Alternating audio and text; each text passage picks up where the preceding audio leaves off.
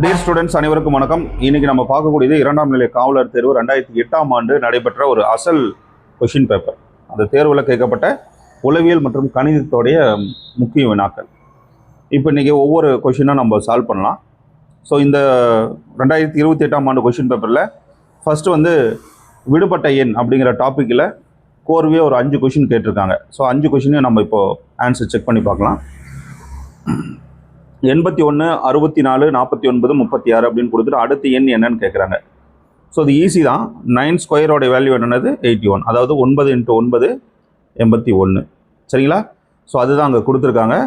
அப்போது வந்து 8 ஸ்கொயர் பார்த்தீங்கன்னா 64, அதாவது 8 × 8 8 × 64 அப்படின்னு நம்ம சொல்லுவோம். அதே போல் நமக்கு அடுத்தது 7 ஸ்கொயர் 7 7 49.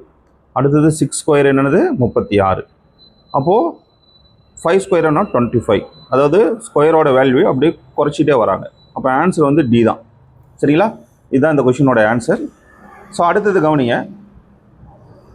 27, 64, 125, 216 அடுத்த எண் என்னன்னு கேட்டிருக்காங்க.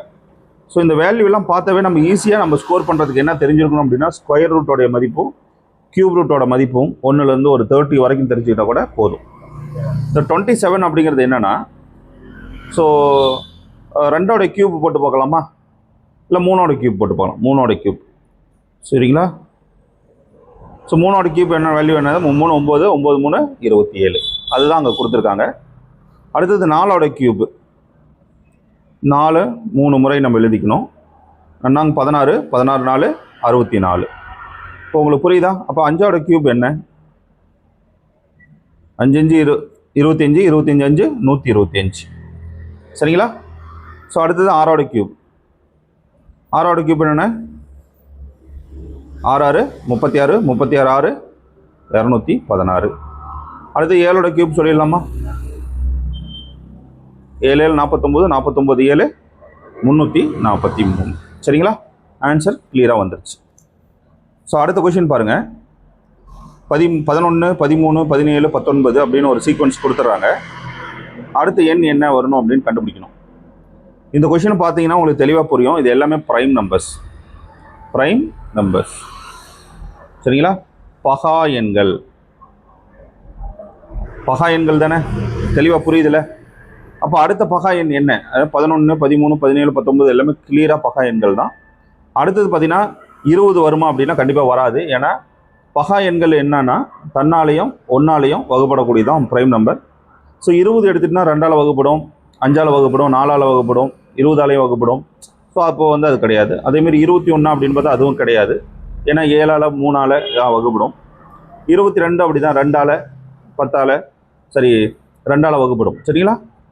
அப்போ வந்து 23 எடுத்துக்கிட்டோம் அப்படின்னா நமக்கு இது ப்ரைம். 23ங்கிறது ஆன்சர். சரிங்களா? ஸோ அடுத்த கொஷின் பாருங்கள். 6 11 21 36 56. ஸோ இதுவும் ஒரு சிம்பிளான லாஜிக் தான் கேட்டிருக்காங்க. கொஞ்சம் அண்டர்ஸ்டாண்ட் பண்ணி நம்ம ஆன்சர் தெரிஞ்சுக்கணும். அதாவது 6ஓட எதை கூட்டினா 11 கிடைக்குது அப்படின்னா +5. சரிங்களா? இப்போ 11ஓட எதை கூட்டினா 20 கிடைக்கும் +10. ஸோ 21ஓட எதை கூட்டினா நமக்கு 36 கிடைக்கும் +15.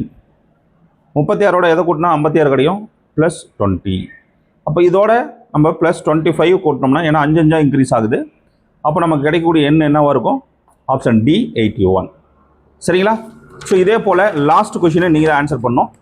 1 3 7 15 31. இதுக்கு எத்தனை பேர் சரியாக ஆன்சர் கமெண்ட் பாக்ஸில் கொடுக்குறீங்க அப்படிங்கிறத பார்க்கலாம். சரிங்களா? அடுத்த வீடியோவில் ஸோ ஒரு பக்காவான ஒரு கொஷின் இருக்கும். ஸ்க்ரீனில் இருக்கக்கூடிய கொஷினை இப்போயே நீங்கள் ஒரு நோட்டு போட்டு எழுதி வச்சுக்கோங்க.